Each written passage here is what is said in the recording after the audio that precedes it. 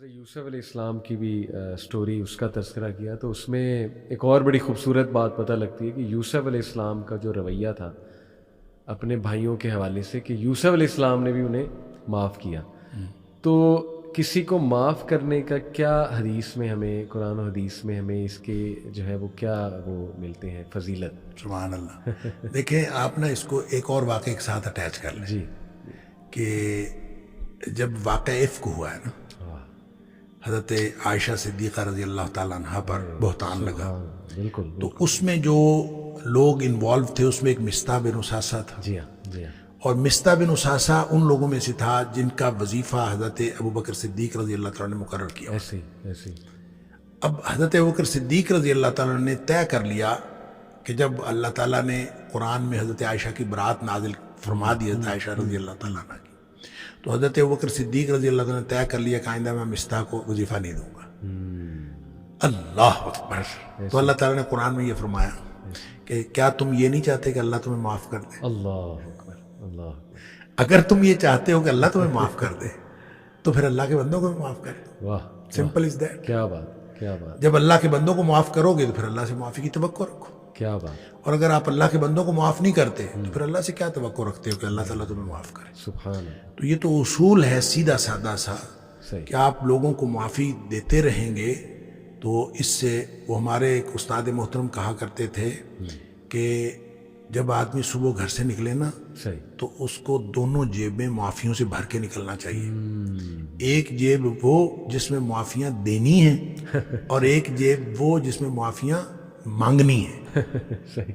لہٰذا جہاں تھوڑی سی غلطی ہو وہیں فوراً معافی مانگ لیں، اور جہاں کسی سے تھوڑی سی غلطی ہو وہاں فوراً معافی دے دیں تاکہ شام کو جب واپس آئے تو کوئی چیز اس کے ذمے نہ ہو.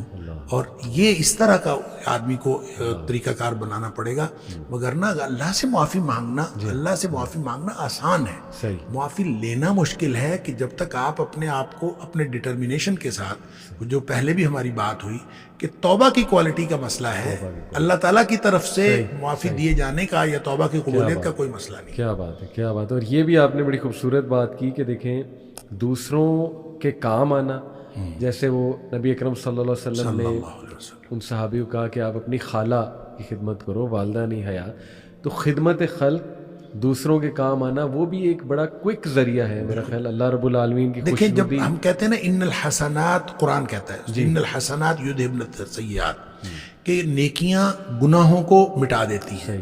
تو اس نیکیوں سے مراد یہ نہیں ہے کہ صرف نمازیں پڑھنا وہ مٹا دیتا ہے. صحیح.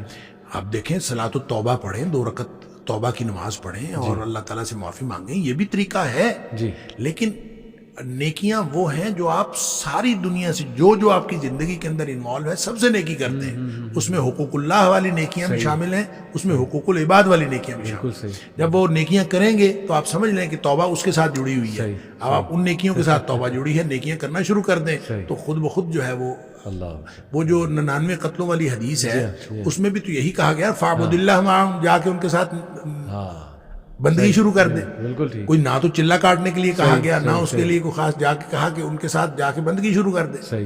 تو گویا اللہ کی بندگی میں حقوق اللہ بھی آتے ہیں، حقوق العباد بھی آتے ہیں. بالکل ٹھیک. تو جب وہ انسان وہ کرنا شروع کر دیتا ہے تو اس سے گناہ معاف ہوتے ہیں. شیخ ایک اور واقعہ ہمیں ملتا ہے کہ ایک شخص نبی صلی اللہ علیہ وسلم کی محفل میں آئے. صحابی کہنا مناسب ہوگا نہیں کہ وہ ظاہر مسلمان ہی تھے. انہوں نے یہ کہا کہ میں نے ایک گناہ کیا ہے، اور اگر مجھے صحیح سے یاد آ رہا ہے حدیث میں غالباً یہ ہے کہ آئی کسڈ اے وومن، اس طرح کے الفاظ ہیں. تو انہیں صحابی ہی کہیں گے؟ جی بالکل بالکل صحابی ہیں. تو نبی صلی اللہ علیہ وسلم خاموش ہو گئے غالباً. اس کے بعد نماز پڑھی گئی، اور نماز کے بعد واقعے میں آتا ہے کہ آیت نازل ہوئی اور نبی صلی اللہ علیہ وسلم نے اس کو یہ بشارت دی کہ آپ کا گناہ اللہ نے معاف فرما دیا. ایسا کچھ ہے؟ نہیں، وہ حدیث بالکل واقعہ ہے، اور لیکن اس میں ایسا ہے کہ اس نے اپنے گناہ کا ذکر کیا. ٹھیک ہے کہ میں اس طرح کا گناہ کر بیٹھا ہوں. تو نبی پاک صلی اللہ علیہ وسلم اس سے پوچھا کہ ہمارے ساتھ نماز پڑھی ہے؟ ٹھیک. اس نے کہا ہاں جی پڑھی ہے. آپ فرمایا جا تیرا گناہ معاف. اللہ اکبر. سبحان اللہ. تو اس کے لیے نبی کریم صلی اللہ علیہ وسلم نے فرمایا جو 2 نمازوں کے درمیان گناہ آتے ہیں، جب آدمی نمازیں پڑھتا ہے تو ایک نماز سے دوسری نماز کے درمیان جو گناہ آتے ہیں وہ اللہ تعالیٰ معاف کر دیتا ہے. صحیح. देखिए प्योरिफिकेशन का एक सिस्टम है, صحیح, नमाज भी प्योरिफिकेशन का निज़ाम है, بالکل ٹھیک, रमज़ान से रमज़ान तक, जुमे से जुमे तक, صحیح صحیح यानी एक जुमा पड़ा है दूसरे जुमे तक, صحیح एक रमज़ान से दूसरे रमज़ान तक, صحیح एक उम्रे से दूसरे उम्रे तक, एक हज से दूसरे हज तक। صحیح अच्छा, ये दरमियान में जितने गुनाह हैं ये जब अल्लाह ताला माफ़ कर देता है, जो हदीस में आता है, तो ये सगीरा गुनाह है, صحیح छोटे गुनाह हैं जो बगैर तौबा के मुआफ़ हो जाते हैं। بالکل ٹھیک, जो कबीरा गुनाह हैं वो बगैर तौबा के मुआफ़ नहीं होते, بالکل صحیح, بالکل और अगर उसमें किसी बंदे का हक इन्वॉल्व है तो जब तक हक अदा ना किया जाए उस वक्त तक माफ़ नहीं होते। लेकिन सगीरा गुनाह जो छोटे छोटे गुनाह हैं ये माफ़ हो जाते हैं। بالکل ٹھیک, लिहाजा जब कभी भी बात की जाती है कि नमाज से या रोज़ा रखने से गुनाह मुआफ़ हो गए ٹھیک, और दरमियान में आने वाले गुनाह मुआफ़ हो गए, तो इन गुनाहों का ताल्लुक सगीरा गुनाहों से है। और वैसे भी अल्लाह ताला ने सूरह निसा के अंदर और इसके अलावा आगे जाके 28वें पारे में अल्लाह ताला ने 2 जगह पे कम से कम कुरान में ये फरमाया है कि छोटे छोटे गुनाह जो हैं हम तुम्हारे वैसे ही मुआफ़ कर देंगे, तुम बड़े गुनाहों से तो बचो, ہاں बड़े गुनाहों से तुम बच जाओ, بالکل ٹھیک, छोटे गुनाह हम तो तुम्हारे वैसे ही मुआफ़ कर देंगे। صحیح صحیح, इसलिए ये तो एक बड़ा शानदार सिस्टम है, پیوریفیکیشن کا, प्योरिफिकेशन का निज़ाम है। नमाज देखें, नमाज के बारे में एक हदीस आती है, मैं उस हदीस को जब पढ़ता हूँ मज़ा आ जाता है कि नबी करीम सल्लल्लाहु अलैहि वसल्लम ने फरमाया कि तहतरिकून तहतरिकून, तुम लोग जल रहे होते हो। अब देखें, नबी अकरम सल्लल्लाहु अलैहि वसल्लम का कलाम वो है जिनको अल्लाह ने फरमाया, अल्लाह ताला ने नबी पाक सल्लल्लाहु अलैहि वसल्लम फरमाया, अल्लाह ने मुझे ऊती तो जवामी अल कलम, मुझे कलाम की जामियत अता की गई, यानी थोड़े अल्फाज से ज़्यादा मफहूम निकलता है।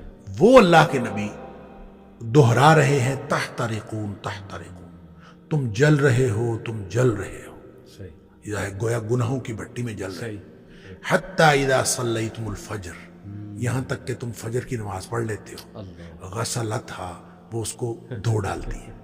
واہ, सुम्मा तहतरिकून तहतरिकून, फिर तुम निकलते हो तो फिर वही दुनिया है, صحیح वही गुनाह है, वही आंखें, वही समातें, सही। कहाँ कहाँ तुम फिर रहे हो और गुनाह हो रहे हैं। शुक्र है आगे जोहर की नमाज का वक्त आ जाता है। हत्ता इदा सल्लैतुमुज़ ज़ोहर गसलतहा, तुम जोहर की नमाज पढ़ते हो उसको धो डालती है। यहाँ इसी तरह नबी पाक सल्लल्लाहु अलैहि वसल्लम ने 5 नमाजों का जिक्र किया। सुम्मा तहतरिकून तहतरिकून, फिर तुम गुनाहों की भट्टी में जल रहे होते हो, आगे नमाज आ जाती है, गसलतहा, उसको धो डालती। लेकिन जब इशा की नमाज की बात की ना, तो आपने फरमाया कि हत्ता इदा सल्लैतुमुल इशा गसलतहा, واہ, वो उसको धो डालती है। उसके बाद आपने सुम्मा तहतरिकून नहीं फरमाया, आपने फरमाया तो सुम्मा तनामून, واہ, फिर तुम सो जाते हो, سبحان, फिर तुम सो जाते हो, फिर तुम सो जाते हो। फरमाया फिर कुछ नहीं लिखा जाता, यानी फिर गोया वो जो तहतरिकून हो रहा था, गुनाह हो रहे थे, वो गुनाह खत्म हो गए। صحیح सोए हुए के आदमी का तो कुछ नहीं लिखा जाता। वैसे भी नबी पाक सल्लल्लाहु अलैहि वसल्लम फरमाया रुफ़िअल अक़लाम अन सलास, 3 किस्म के लोगों से कलम उठा लिया जाता جی है। ہاں, तो सोए हुए से कलम उठा लिया जाता, तुम्हारे ऊपर कुछ नहीं लिखा जाता हत्ता तस्तयक़िज़ू, जब तक तुम जाग ना जाओ उस वक्त तक कुछ नहीं लिखा जाता। अच्छा, इसका मतलब यह है कि जो नहीं सोया इशा के बाद, तो वो तो तहतरिकून हो रहा है। صحیح صحیح, तो यहाँ से एक बात, एक मसला निकलता है कि हम जो इशा की नमाज पढ़ के जागते रहते हैं और 11-12 बजे तक जागते रहते हैं, جی جی, तो हम गुनाहों को समेटते रहते हैं اوئے ہوئے, और गसलतहा किए बगैर सो जाते हैं। ये इतना बड़ा रिस्क लेते हैं। اوئے ہوئے, इसलिए नबी पाक सल्लल्लाहु अलैहि वसल्लम हज़रत अबू हुरैरा रज़ी अल्लाह तआला अन्हु को फरमाया था कि अबू हुरैरा, सोने से पहले वितर पढ़ना ना भूलना। ये जो वितर है ये असल में रात की नमाज है, ये इशा की नमाज नहीं है, بالکل ایسے, ये रात की नमाज है। صحیح, तो जिस शख्स ने तो इशा के बाद फौरन सोना है वो तो इशा के साथ पढ़ ले कि उसने सोना है उसके बाद। तो जिसने नहीं सोना, रात 11-12 बजे तक जागना है, तो वो फिर वितर ना पढ़े, ताकि वो अपने सोने से पहले वितर पढ़े। वो जो जितना कुछ तहतरिकून हुआ हो उसको गसलतहा कर दे और फिर आदमी सो जाए। کیا بات ہے. तो ये प्योरिफिकेशन का, ये प्योरिफिकेशन का निज़ाम है, एक तत्हीर का अमल है, और ये अल्लाह ताला ने सिस्टम बना दिया है। और इसी सिस्टम के तहत है कि बड़े गुनाहों से तुम बच जाओ, छोटे अल्लाह ताला वैसे माफ़ कर देगा। یعنی شیخ لاٹری لگی ہوئی ہے, اور یہ مطلب اللہ تعالیٰ ہدایت دے ہمارے ان بہن بھائی کو جو نماز ہی نہیں پڑھ رہے. یعنی کتنا بڑا وہ رسک لے رہے ہیں, سبحان اللہ. اور دیکھیں میں اکثر کیلکولیشن سے شیخ بتاتا ہوں کہ 1440 منٹ ہیں دن میں, تو ایک نماز مطلب 15 منٹ لگا لیں آپ. اگر چلیں مسجد آپ جا رہے ہیں, ویسے تو 10 منٹ میں بھی پڑھی جاتی ہے, میکسیمم 15 لگا لیں. 75 منٹ 1440 منٹ کا کتنا حصہ ہے, یعنی کہ 6-7% دیٹس اٹ. کیا 6-7% اتنے زبردست عمل کے لیے ہمارے پاس نہیں ہے کہ جیسے آپ نے بتایا کہ پیوریفیکیشن کا پورا جو ہے وہ ایک نظام ہے. اللہ توفیق بھی دے, ہدایت بھی دے. شیخ چلیں یہ تو توبہ کی ماشاءاللہ, اور یہ صرف نماز نہیں, ساری نیکیاں, ساری نیکیاں, ساری نیکیاں کا بعد سسٹم بھی ہے, اس میں آتا ہے, ساری لوگوں کی مدد کرنا آتا ہے. سبحان اللہ. یہ تو چلیں شیخ کلیئر ہو گیا کہ اللہ کے دروازے کھلیں اور اللہ توبہ قبول کرتا ہے. ناؤ اٹ ڈیپینڈس کہ ہماری کوالٹی آف ہم نے کب ہر طرف سے منہ موڑ کے اللہ کی طرف چلے جانا ہے. صحیح. اور اس میں نا سبمیشن کی بات ہے نا, سبمیشن. اسلموا لہو, صحیح. اسلم یسلم, اسلام کا معنی ہوتا ہے اپنے آپ کو سبمٹ کر دیں, جھک جاؤ اللہ کے, جھک جاؤ, مطیع و فرمانبردار ہو جاؤ. صحیح. یہ اصل میں کامل سپردگی ہے, بالکل ٹھیک, کمپلیٹ سبمیشن ہے. صحیح. اس میں جب پارشل سبمیشن ہوتی ہے نا, صحیح, جزوی سبمیشن, صحیح, کہ میں آدھا کام اپنی مرضی سے کروں گا, آدھا اللہ کی مرضی سے کروں گا, یہ جزوی سپردگی بھی اللہ کو پسند نہیں ہے, اور سیزنل سپردگی بھی اللہ کو پسند نہیں ہے. سیزنل, یہ اچھا ورڈ یوز کیا. سیزنل مسلمان, رمضان مسلمان یا جمعہ مسلمان, کسی دن ہو گیا باقی دنوں چھوڑ دیا, کسی دن کر لیا کسی دن. اسی لیے نبی پاک صلی اللہ علیہ وسلم نے جو فرمایا نا, ان احب الاعمال ادومها وان قل, اللہ کو بہترین جو عمل پسند ہے وہ ہیں جو ہمیشہ کیے جائیں, چاہے تھوڑے ہوں, تھوڑا تھوڑا عمل معمول کا حصہ ہو, آپ کریں, ہمیشہ کریں, تھوڑا عمل ہو جیسا بھی وہ اللہ کو پسند ہے. لہٰذا اللہ تعالیٰ کو کمپلیٹ سبمیشن والے مسلمان پسند ہیں, نہ تو جزوی والے پسند ہیں اور نہ ہی سیزنل پسند ہیں. بالکل ٹھیک, جزاک اللہ. اب میرا اگلا سوال شیخ یہ ہوگا کہ ایک بندہ یہ کہے کہ مجھے بہت ندامت ہے, بہت ندامت ہے, یعنی اس کو یہ تو پتہ ہے کہ اللہ نے تو معاف چلے کر دیا ہے, لیکن اس کے دل سے وہ ریگریٹ, فائر آف ریگریٹ, وہ آگ نہیں بجھ رہی اس کے اندر سے, اس کو ندامت بہت زیادہ ہے. جیسے کہ میں آپ کو یہاں مثال دوں اگر وحشی کی, اف آئی ایم کریکٹ, کہ وہ ظاہر ہے اس کے دل میں ایک بڑی ندامت تھی جب تک کہ اس نے مسیلمہ کذاب کو نہیں مار دیا تھا, بلکہ نبی اکرم صلی اللہ علیہ وسلم کے سامنے بھی جب وہ آیا تھا تو ہمیں یہ واقعہ ملتا ہے کہ ہمارے نبی صلی اللہ علیہ وسلم نے بھی اسے کہا تھا کہ آپ چہرہ ڈھانپ کے میرے پاس آیا کریں. غالباً شاید اس لیے تھا کہ مجھے وہ یاد آ جاتا ہے لمحہ, شاید اس لیے تھا. تو یہ ریگریٹ کبھی کبھی تو شیخ اچھا بھی ہوتا ہے, پازیٹیو ریگریٹ, جو انسان کو بہت بڑے بڑے کام کروا دیتا ہے اور وہ اس کی ایک فورس بن جاتا ہے, پاور بن جاتا ہے وہ ریگریٹ. لیکن ایک بڑا ڈسٹرکٹیو ریگریٹ بھی ہوتا ہے, اگر میں سائیکالوجی کی نظر سے دیکھتا ہوں, جو انسان کو پھر ان پروڈکٹیو بنا دیتا ہے اور مایوسی کی طرف لے جاتا ہے. وہ انسان اپنے آپ کو نہیں معاف کر رہا ہوتا ہے, وہ اتنا پھر ریگریٹ, اوور ریگریٹ میں چلا جاتا ہے اور گلٹ میں اتنا زیادہ چلا جاتا ہے. اور یہ بھی ہمیں ایسے جملے آتے ہیں شیخ لوگوں کی طرف سے کہ آئی فیل ڈرٹی, میں بہت گندا فیل کرتا ہوں, مطلب مجھے نہیں اللہ معاف کرے گا. چلیں وہ تو ہم نے ثابت کر دیا اللہ تو معاف کر دے گا, لیکن وہ کہنا یہ چاہ رہے ہوتے ہیں کہ میں ہی اپنے آپ کو نہیں معاف کروں گا. اس ریگریٹ سے شیخ کس طرح سے؟ دیکھیں ساری چیزیں جو ہے نا جی یہ جڑی ہوئی ہیں اسی نظام کے تحت, صحیح, جس نظام کو ہم اسلام کہتے ہیں اس کے ساتھ جڑی ہوئی ہیں. صحیح. حضرت عمر بن العاص رضی اللہ تعالیٰ کے بارے میں آتا ہے کہ جب وہ مسلمان ہونے لگے, نبی کریم صلی اللہ علیہ وسلم کے سامنے ہاتھ بڑھایا تو ہاتھ واپس کھینچ لیا. صحیح. تو نبی کریم صلی اللہ علیہ وسلم حیران ہوئے کہ پتہ نہیں ان کو کیا ہو گیا. صحیح.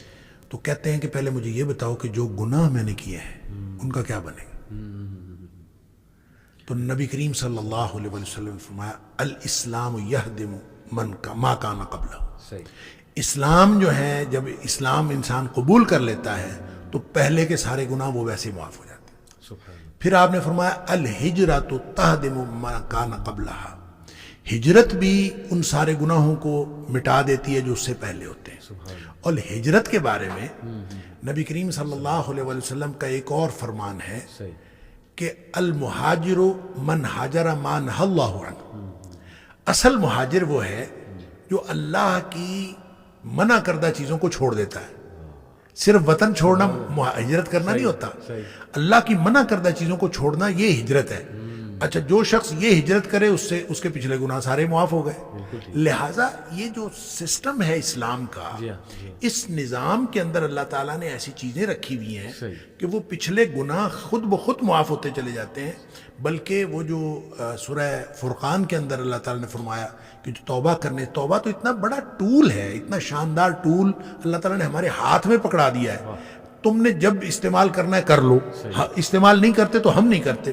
یہ اتنا شاندار ٹول ہے کہ وہاں تو اللہ کریم نے یہ فرمایا کہ جو لوگ توبہ کرتے ہیں الا من تاب وآمن وعمل عملا صالحا، جو واپس آ گیا اور اس نے ایمان قبول کیا، وعمل عملا صالحا، اور اس نے نیک عمل کیے، یعنی واپس آ کے نیکیاں شروع کر دی، اس کے صرف گناہ معاف نہیں ہوتے بلکہ فرمایا اولئک یبدل اللہ سیئاتہم حسنات، ان کے گناہوں کو اللہ تعالیٰ نیکیوں میں تبدیل کر دیتا ہے.